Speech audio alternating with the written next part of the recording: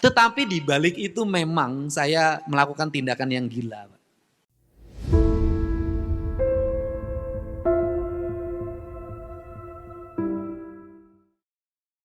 Gubernur Jawa Barat Deddy Mulyadi mengatakan, dana transfer daerah Jawa Barat akan berkurang 2,458 triliun rupiah pada tahun ke-2026. Sementara 27 kabupaten kota akan berkurang sekitar 2,7 triliun rupiah. Lalu apa strategi Deddy Mulyadi agar pembangunan tetap berjalan? Kami mencoba mengorkestrasi seluruh kabupaten kota agar tidak kehilangan spirit membangun, kata Deddy. Apa saja strategi Deddy Mulyadi? Sebelum lanjut ke videonya, bagi yang belum, agar subscribe dulu dan nyalakan lonceng notifikasi. Tahun depan ini Jawa Barat kehilangan dana transfer 2.458 miliar. Kabupaten kota 2,5 triliun. Totalnya kita hampir 5,7 triliun.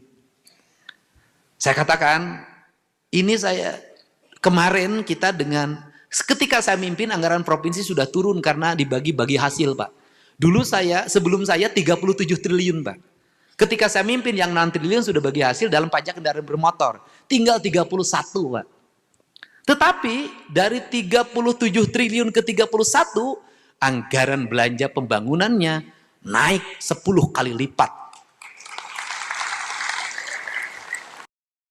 Saya boleh cerita deh, siapa tahu dibisikin sama Menke. Anggaran pembangunan jalan Pak Menteri dulu itu cuma 400. Waktu anggaran 37 triliun. Hari ini anggaran 31, 3,5 triliun. Anggaran untuk pasang listrik gratis bagi warga miskin dulu hanya sekitar 20 miliar. Hari ini 500 miliar. Anggaran PJU yang dulu paling hanya 40, makanya di jalan raya di Jawa Barat sekarang mulai berbaris, hari ini mendekati angka 1 triliun. Pembangunan ruang kelas dulu 0, makanya ribut terus ketika masuk sekolah. Hari ini 1,2 triliun. Kemudian rumah sakit, hari ini masuk rumah sakit dimanapun. Kalau miskin, saya gratiskan. Provinsi bertanggung jawab. Tetapi di balik itu memang saya melakukan tindakan yang gila. Satu, nggak ada tuh baju dinas gubernur. Dua, anggaran perjalanan dinas gubernur dulu 1,5 miliar. Turun jadi 750. Hari ini saya turunin lagi menjadi 100. Jadi yang gubernur keliling Jawa Barat tiap hari, itu sampai hari ini hanya menghabiskan anggaran 76 juta sampai hari ini. Saya keliling tiap hari itu hanya menghabiskan 76 juta sampai hari ini. Nah, saya buang lagi. Nah, sekarang kita turun lagi tinggal 27. Apalagi?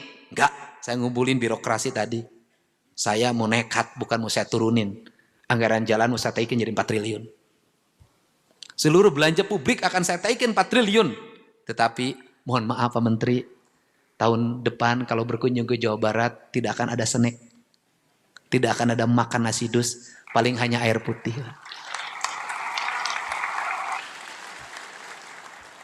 Mohon maaf, nanti listrik di Pemprov nyalanya hanya pada siang hari waktu kerja, malam akan dimatikan, yang nyala hanya di luar saja, di dalam tidak boleh nyala.